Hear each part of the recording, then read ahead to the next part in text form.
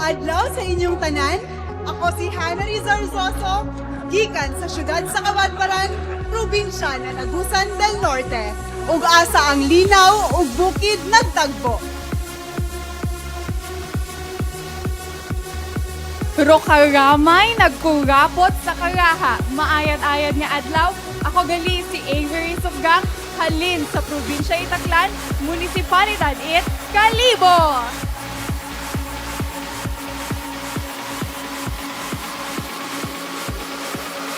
Nagasat nga adlaw kagangamin iya ni Christine May Bokang, mangitaktak der itinapya nga probinsya na ya Apayaw. Maayong ugto sa tanan, ako si Jan Marie Bordon, nagahalin sa lugar sang ihong Bacolod City.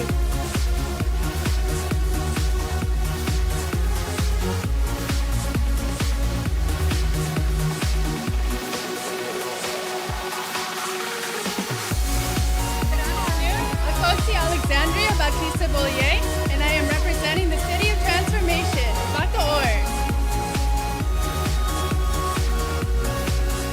Naimbag nga aldaw kada kayo amin, siya ni Krishna Marie Gravides, mangirep-representar ti City of Pines, Baguio.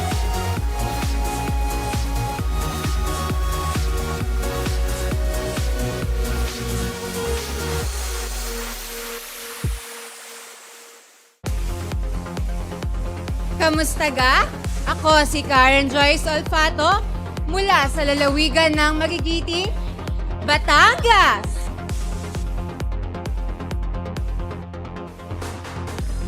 Maplang dyan masyam san sigyon amin, si Gak si Joe Leo, representing the Salad Bowl of the Philippines and the province that you will never forget, Benguet!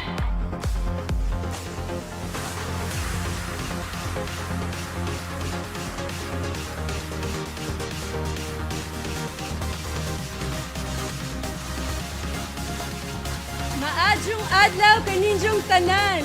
I am Pauline Cucharo Amlings, representing the home of the Tarsier, the Chocolate Hills, and matamis nga kinampay, Bohol. Magandang araw! Ako po si Princess Ann Marcos mula sa lalawigan ng mga bayani at Bulaklak, probinsya ng Bulacan.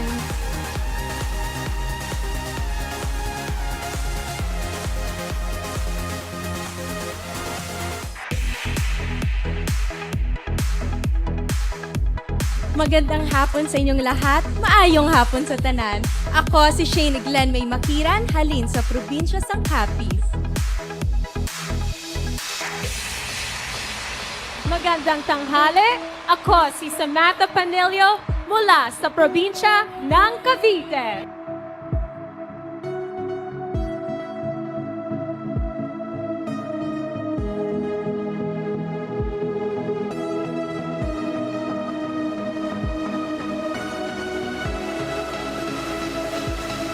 Maayong adlaw sa tanan. Ako si Dayan Padillo, gikan sa lugar ug asa ang pinakaingrande nga Sinulog Festival, Cebu City. Maayong adlaw sa inyong tanan. Ako si Emmanuel Vera, nagarepresentar sa probinsya sa Sugbo.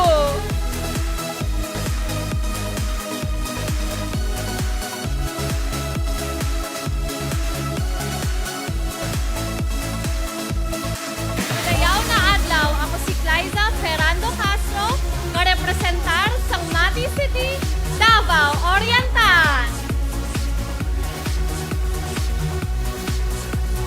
Maupay nga adlaw, si ako hi Irish Ramos, tikang han mapaysay nga probinsya, han Eastern Samar.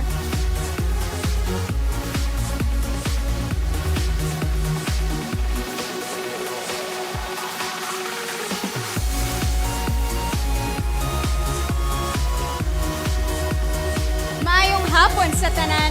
Ako si Vanessa Chewy, gikan sa isla sa pinakamatamis kag world class nga mangga, Gimaras.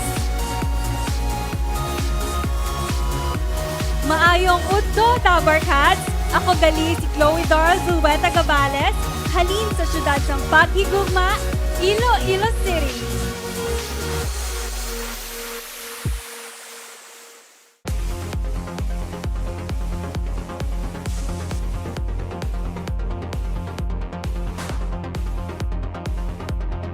Imbag nga daw kada kayo amin, shock ni Kimberlyn ako, probinsya ng Isabela.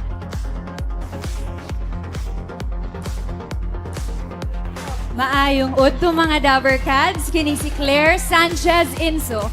From the gateway to the paradise islands of Mactan and Cebu, Lapu-Lapu City.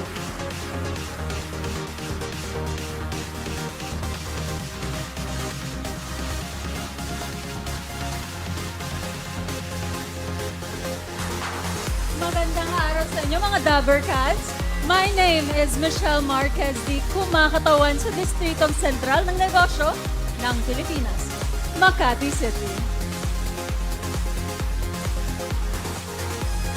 Magandang tanghali, Dabbercats! My name is Iman Francesca Cristal, representing the Tiger City, Mandaluyong.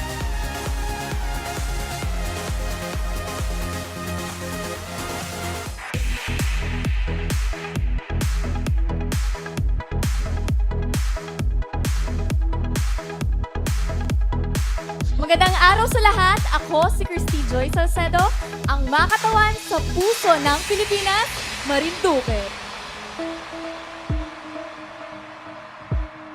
Maayong adlaw ninyong tanan, ako si Vanessa Yuson Matsayt, ka-representar sa pinakamaabi-abihon ug pinakamalipayon nga probinsya, Negros Oriental.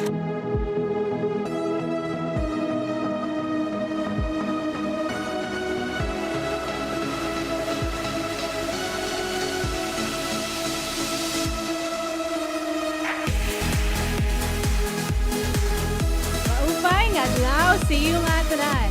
I am Leila Yusef Adriatico, proudly representing my hometown, Northern Samar.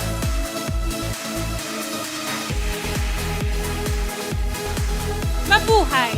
Ako po si Laika Inflamado mula sa tahanan ng Mangyan at Tamaraw, bayan ng Abradi-Ilog, lalawigan ng Occidental Mindoro.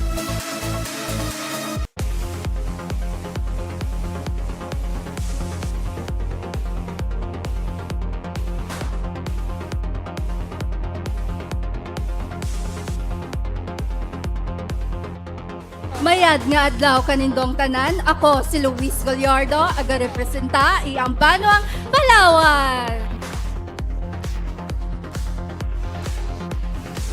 Maya Payaldopo kya kayungan, yako po'y Angelique Manto, menibatan king kanakong pakamala na balet, Pampanga.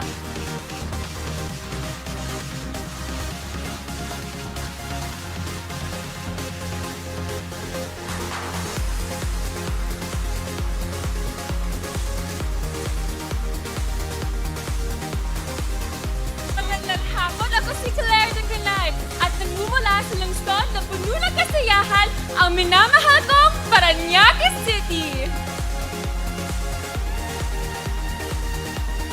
Maligayang buwan na kababaihan! Ako si Callie Negayaha mula sa lungsod ng Pasig!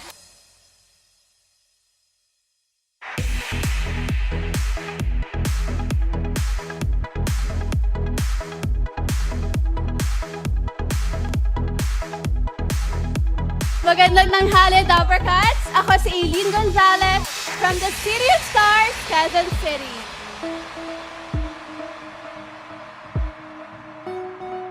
Mabuhay! This is Leslie Joy Sim mula sa tahanan ng Niyugyugan, lalawigan ng Quezon.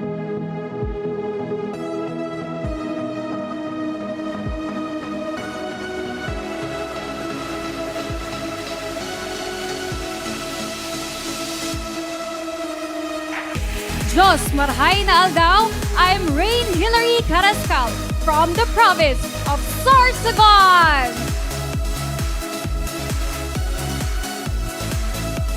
Maadjong adlaw, ako si Kimberly Scarton, gikan sa Southern Leyte.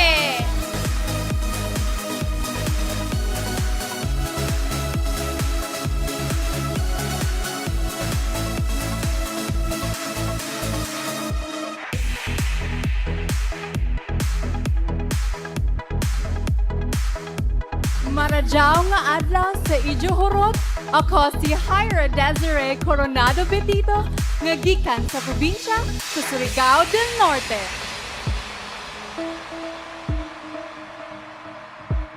Magandang araw, ako si Nikki Silva Breedveld mula sa probinsyudad ng mga malilikhaing isip, Taguig!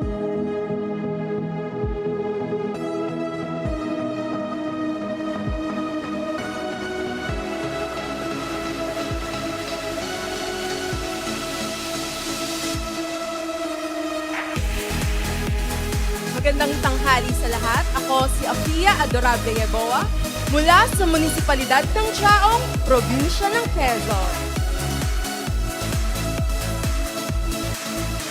Abinaulo Julio Calvan ni Kohi Christine, Julian Piazza, Ibata, Probinsya ng Zambales.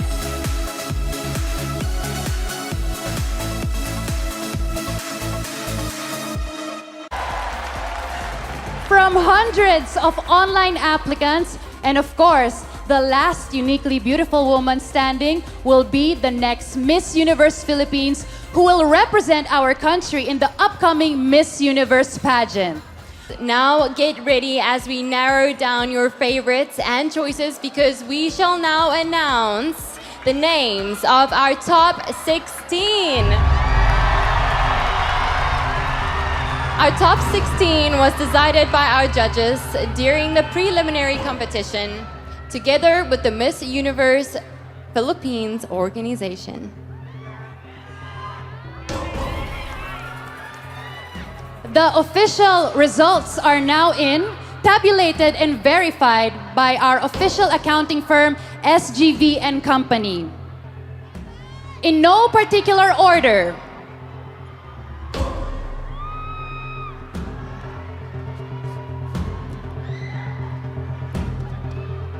it's a long list. You are advancing to the top 16 with the highest votes in the Lazada voting page from April 25, 12:01 a.m. until April 29, 11:59 p.m. It's you. Negros Oriental. So not only my advocacy, which is for women's healthcare, I've been through a lot of health issues in my life. So I've had endometriosis, which is pretty hard to diagnose if you don't have the means. And accessible healthcare in the Philippines, especially for women, is pretty hard in my opinion. So that's really something I want to fight for, and that's really something I want to stand behind. And other than that, through my work experiences, I know I can give so much to the people. I've touched so many hearts, and I know that the Miss Universe Philippines can benefit from that. Take your spot.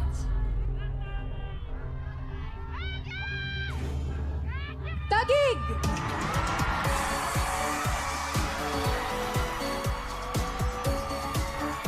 When God blesses you with the support, the opportunities, and the capabilities to be a force for good, then it is your right, it is your journey to go on to make the world a better place for other people.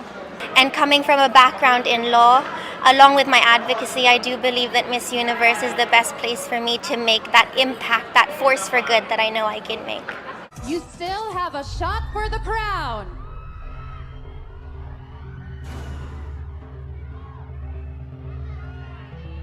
Cebu City!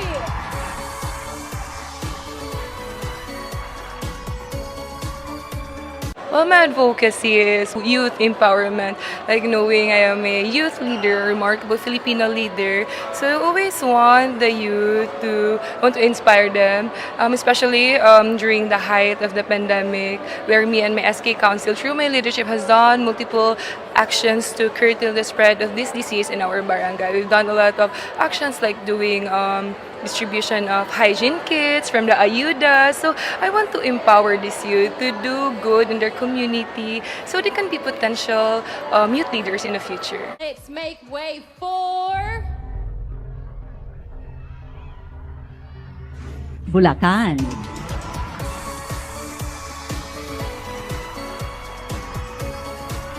First, I had my training back then in UP Diliman. I had a good academic standing, graduating with honors in the College of Engineering. So later on, after I graduated, all my learnings, I wanted to bring it to my local community because I think I treated my community as an extension of my family. Kaya naman po, I wanted to do the foundation. I wanted to showcase the livelihood of Bulacan because really, I wanted to highlight, I wanted to spotlight the culture and beauty that we have as Bulaqueños. This is your moment.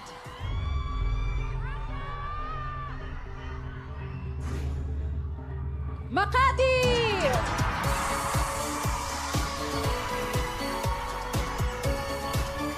You know, a transformational leader isn't born in a month, in a day. It's really the accumulation of her life decisions and everything that has built her into the woman that's standing in front of you. So I really believe that when you actually get to know my story from when I was a little girl up until now, then you really see that those experiences make me a potential transformational leader. In my own right, of course. Anticipation is killing me. 5 down, 11 more to go. You are a part of the top 16. Paranaque City!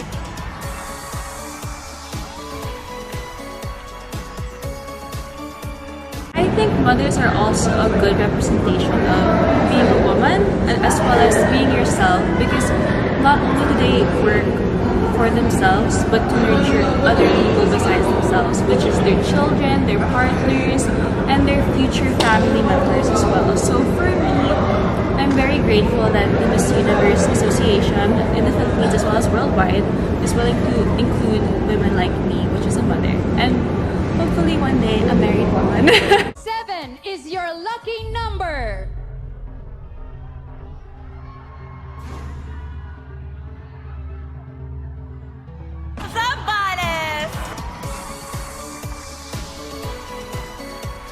I'm actually going to be more of an open book this year, and I am ready and excited to share my story, and I'm gonna champion stories of winners this year. So that's why I chose this platform, because I want to be heard to a lot of people, not only Filipinos, even other supporters of Miss Universe Philippines. You are a step closer to the crown.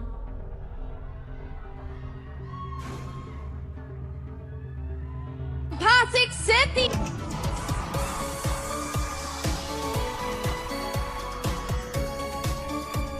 Well, it was really this year that had made me realize, number one, how incredible the Miss Universe organization is and is going to be in the coming years. With the new ownership, I was so inspired by a strong woman taking reins and really making her voice heard. And somebody part of the LGBTQ plus community to do that, it just promotes visibility, it promotes inclusivity, and that's an organization I would love to be a part of in the future. And Miss Universe has always been at the forefront of change.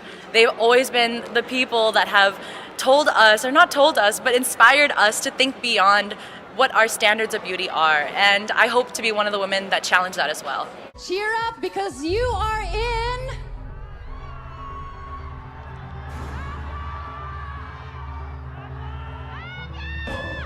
Baguio City! I am having talks with different individuals. I'm working very closely with them. We're having talks, giving free art classes, and also distributing art and school supplies for them, to explore their potentials as a child.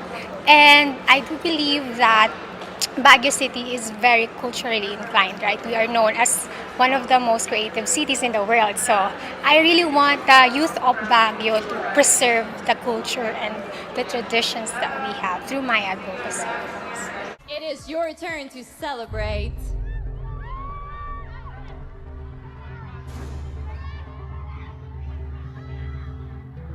Cebu Province!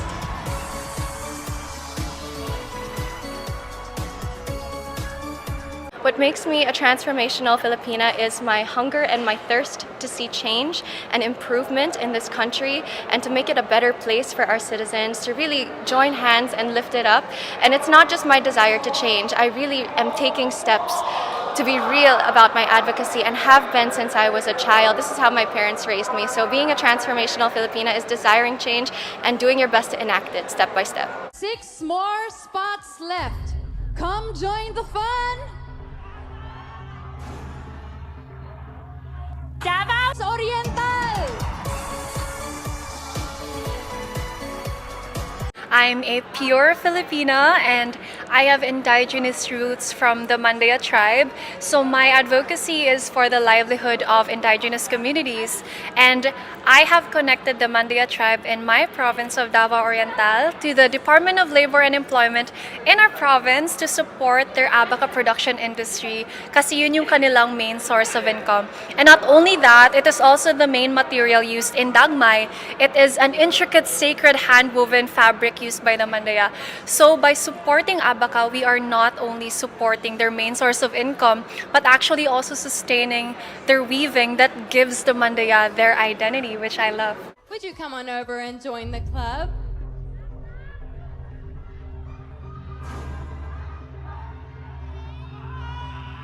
Bohol!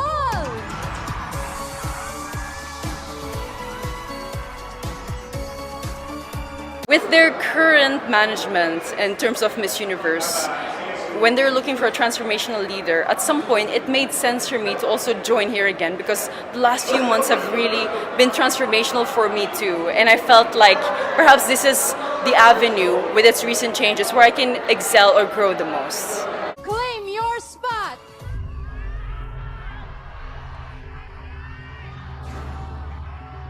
Agusan del Norte!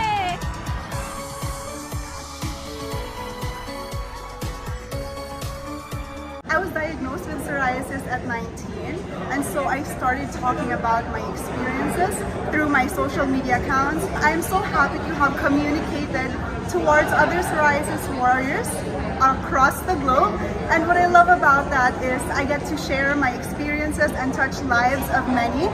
I am also in partnership with Psoriasis Philippines, which is the biggest psoriasis organization in the Philippines. Currently, I am the president of Psoriasis Youth, and I would love to do more in this platform. Only 3 more spots remain to be filled in. One of them belongs to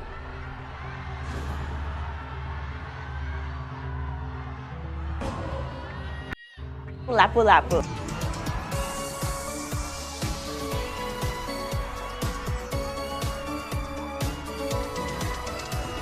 It's a bit hard to separate our belief system with the system that there is, and we understand that majority of Filipinos are Christians, and there's been an ongoing debate about that. I think what holds us back is our opposite of open-mindedness. So I think if we just open up a little bit more and if we entertain new beliefs and understand where these people are coming from, we can better understand why these things are needed, and it can benefit the rest of us, not just the ones that are at stake, like the people in the LGBT community. You prayed for this and now it's been answered.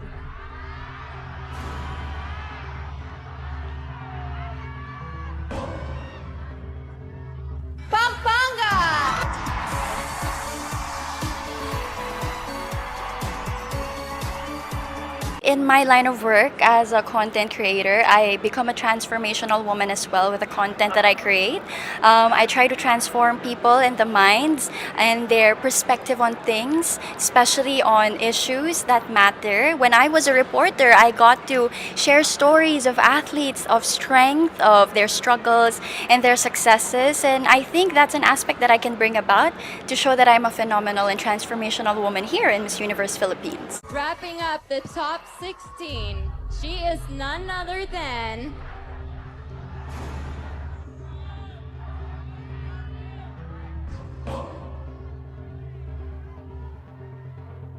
Cavite!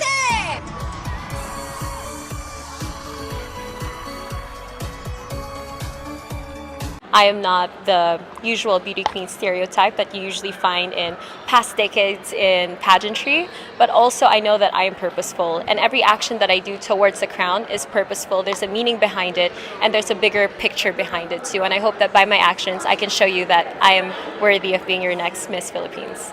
Well done, ladies! The future Miss Universe Philippines queens will come from these gorgeous ladies in front of you. Congratulations to our top 16. And now the Lazada voting line is officially open for this round, and votes to help your favorite candidate make it to the top 10.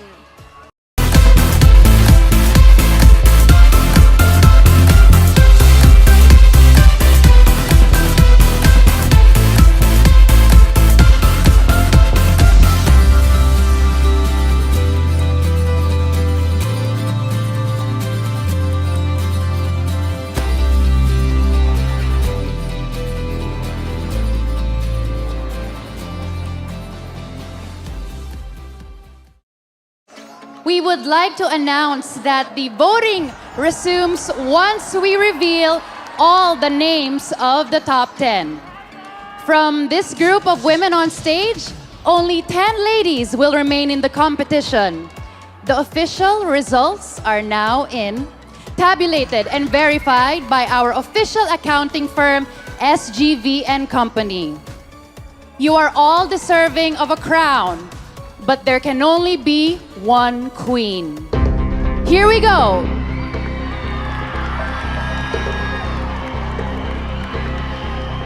In no particular order,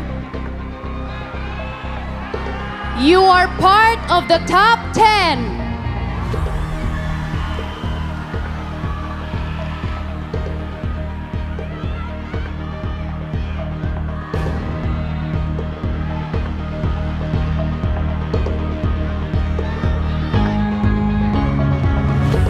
Makati!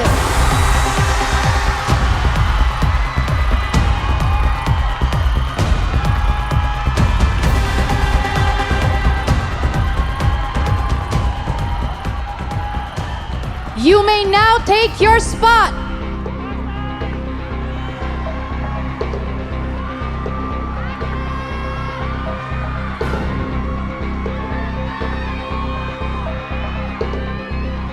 Pasig City!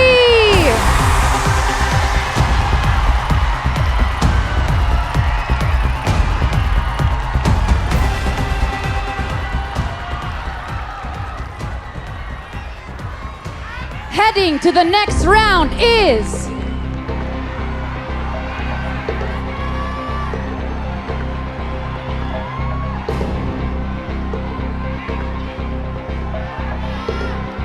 Baguio City!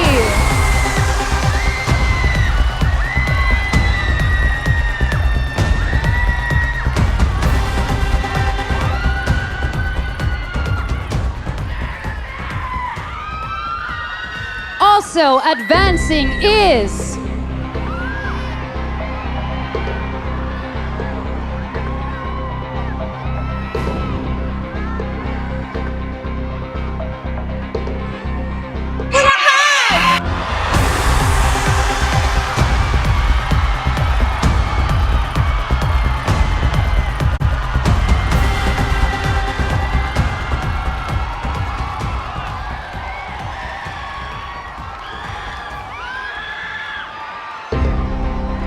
the 5th spot goes to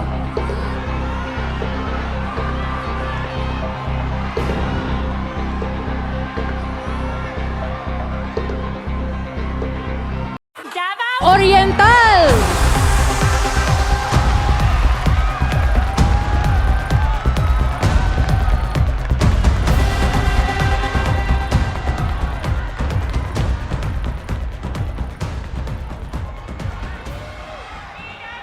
The next slot is for you.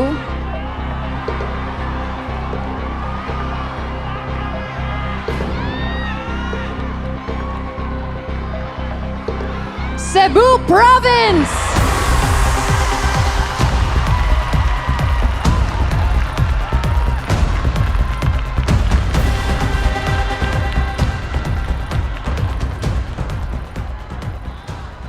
There are 10 girls remaining, but only 4 names are on this list. You still have a chance for the crown.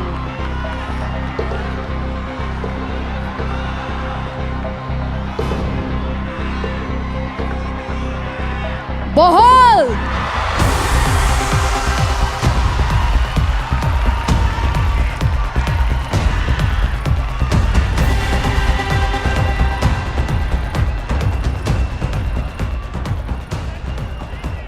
You are one step closer to your dream.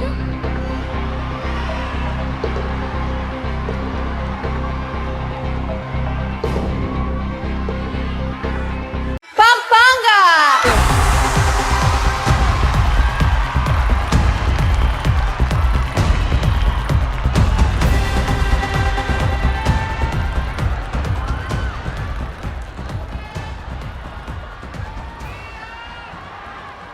Only 2 spots remain. Earning the 9th spot is...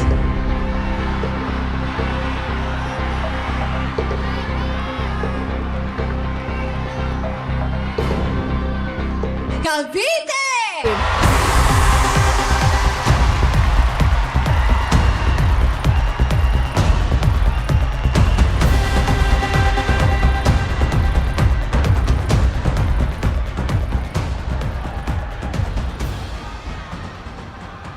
The last woman to advance in the top 10 is...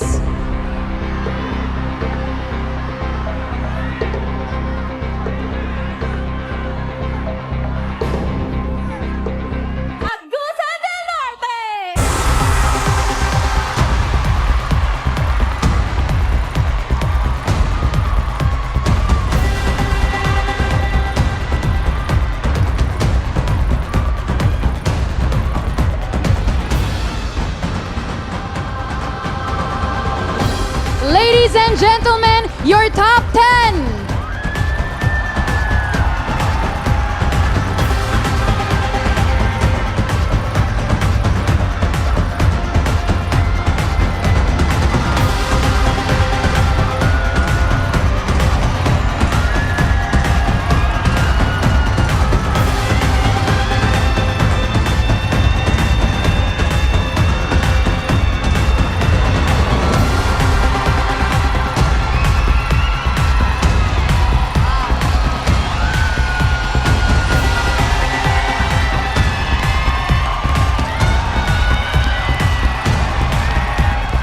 And one of them will be the new Miss Universe Philippines.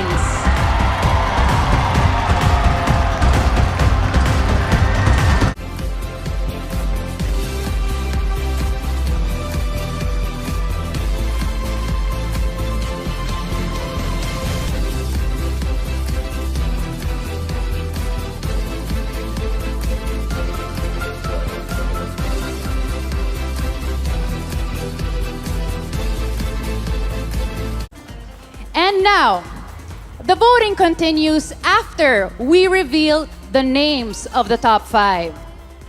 Who among our top 10 will make it to the final stretch of the competition? Pilipinas, are you ready? We will be announcing our top 5 where the uniquely beautiful queens will arise. Tabulated and verified by our official accounting firm SGV & Company. Here are this year's top 5.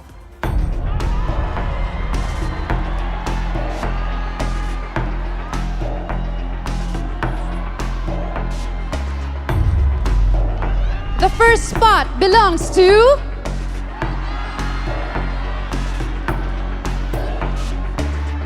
Pampanga!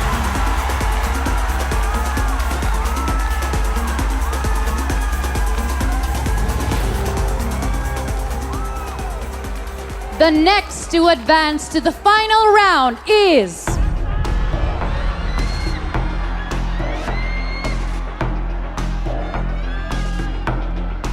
Makati!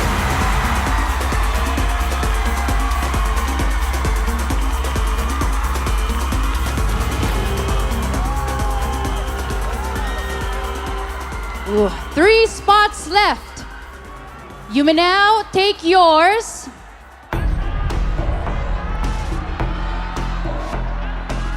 Cebu Province!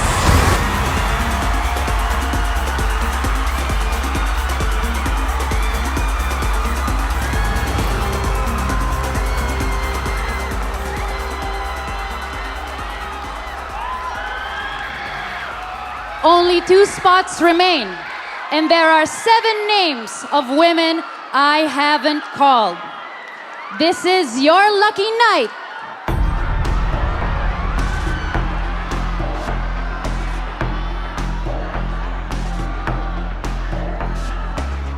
Cavite!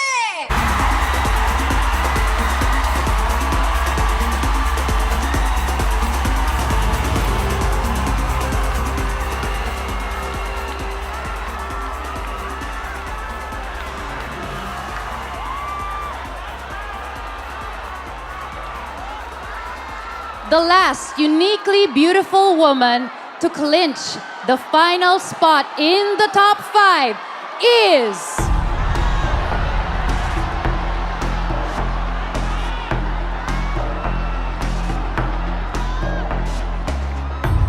Bohol!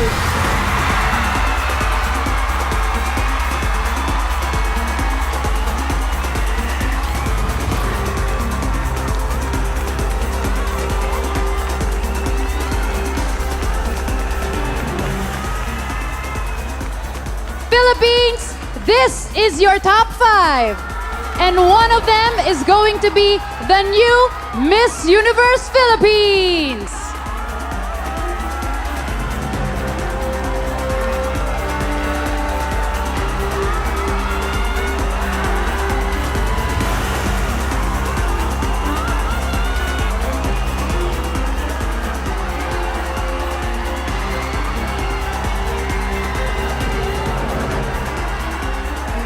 Voting in the Lazada app is up again. This is your last chance to vote for your favorite candidate.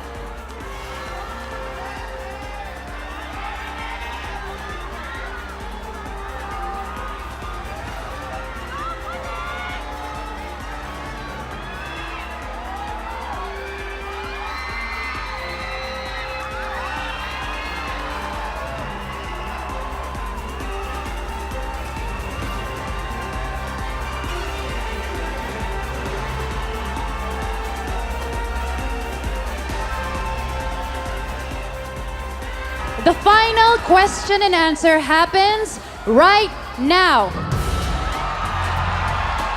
We have 5 envelopes here that contain different questions. For this round, you will be given 30 seconds to answer, and when you go beyond that, you will hear this sound. That sound. All right. This is your last chance to prove that you are deserving of the crown.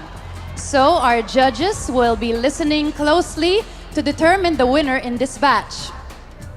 How are you sizing yourself up right now? Kasi let's face it, Miss Universe is so into it right now. Talagang they're really serious in looking for the transformational leader. And as a potential Miss Universe Philippines candidate, how can you connect that to the transformational leadership quality they're looking for?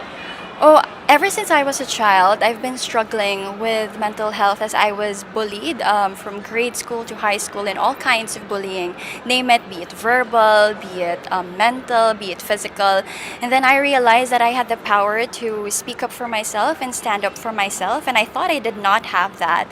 So now that I'm at this age and I have a platform, especially as a content creator, I realize that mental health is not a one-size-fits-all kind of situation. It is an advocacy that we need to continuously push forward, and so it is what I am bringing here in Miss Universe Philippines. I work with mental health PH, especially for my organization, and we are transforming lives of not just young girls, but every single Filipino who think that if ever they do need help in mental health, we are here and we are ready to listen to them, and I hope that changes their lives. Next up, we have Miss Makati.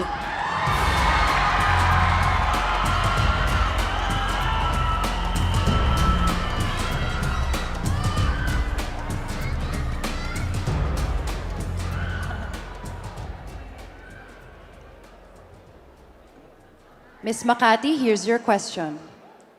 What is your greatest fear and how do you try to overcome it? Honestly, my greatest fear is making a fool out of myself sometimes. But I conquer that by always putting myself in that kind of situations. Actually, just joining a pageant was something that I was very scared about because of the pressure. But I'm standing here in front of you hoping to be your next Miss Universe so that I can make my country proud once again. Ang minamahal kong Pilipinas. Thank you very much, Miss Makati. Next up, let's call in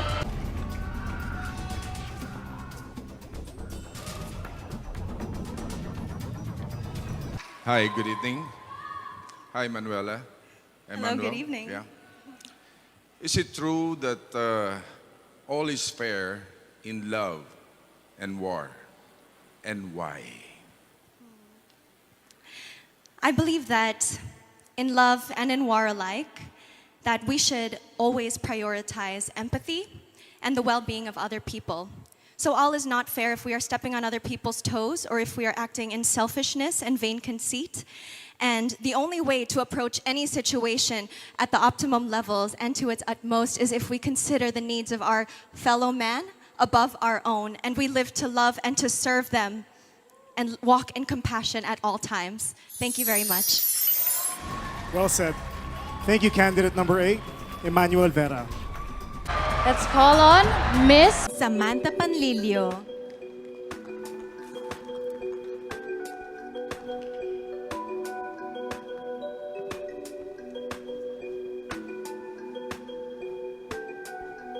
I chose Judge Mr. Rahul Laurel. Good evening, Binibini. Hi. Good evening, evening. Binibini. Good evening. YOLO. You only live once. Name something you learned and did for the first time during the pandemic, which you consider as the most life-changing of all. The one thing that I did during the pandemic was actually cook food for frontliners because I love to cook. And I also have a food vlog, which I do in my spare time. And it was such a fulfilling and humbling experience, you know, helping these people and helping contribute to the people who are actually in the front lines helping us Filipinos. And so I hope that what I did inspired other women too to also help out one another, because the only way that we can survive and heal and recover through this pandemic is if we help one another. Thank you. Just in the nick of time. Thank you so much. Next up, Miss Bohol.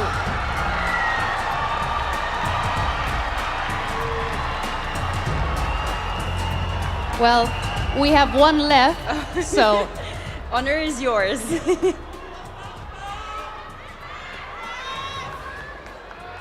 Miss Bohol, what is that one life-changing decision that you've made, and what was its impact on your life? The life-changing decision I've made was to join Miss Universe Philippines again. Despite being bashed before for my body, being doubted by people, I found strength in myself. And this story can be a testament for other people to draw strength from too. That a second chance can be just as sweet, and you can still achieve your ultimate a second time around. I can relate. Thank you, Miss Bohol.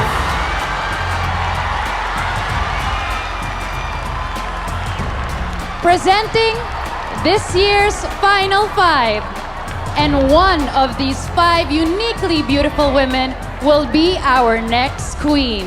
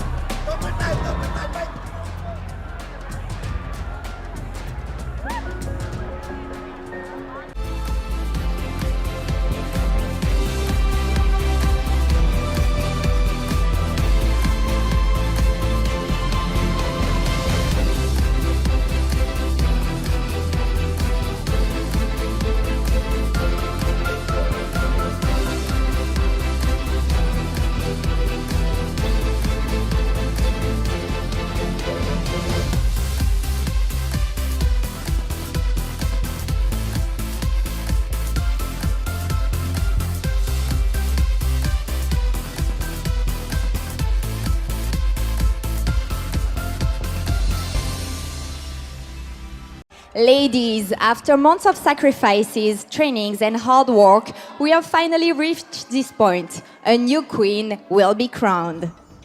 The results are tabulated and verified by our official accounting firm, SGV and Company. May the uniquely beautiful woman win. Here we go. Miss Universe Philippines Charity is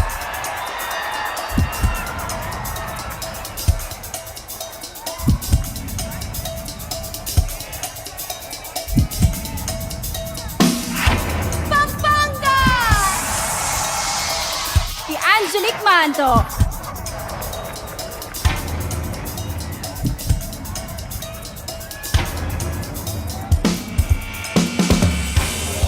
Miss Universe Philippines Tourism is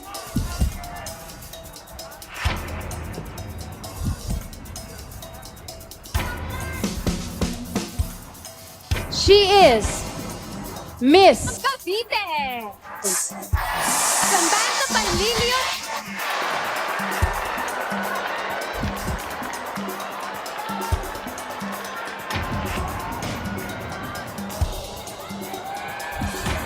who will take home the Miss Supranational Philippines title.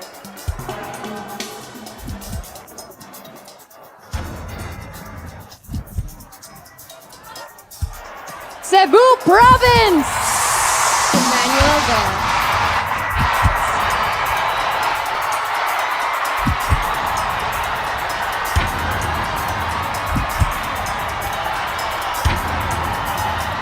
This is the moment of truth. Only one of you will be crowned.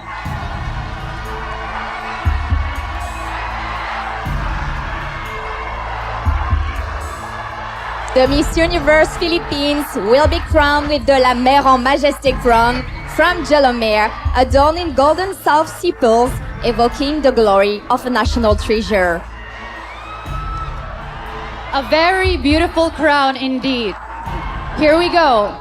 The first name I will be calling is our new Miss Universe Philippines.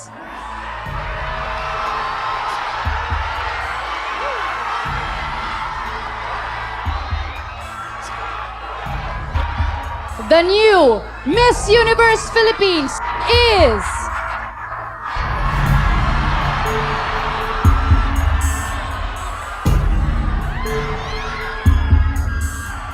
Bohol!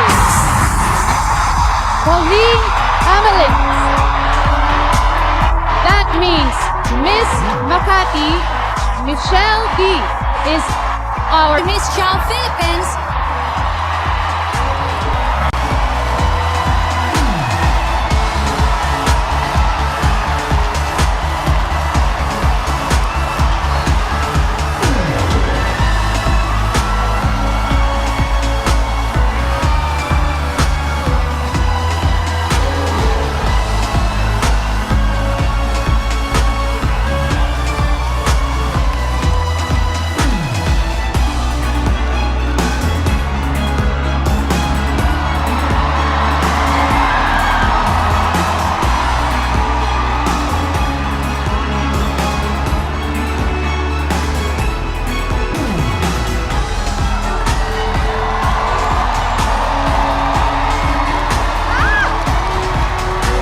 There you have it, your new Miss Universe Philippines.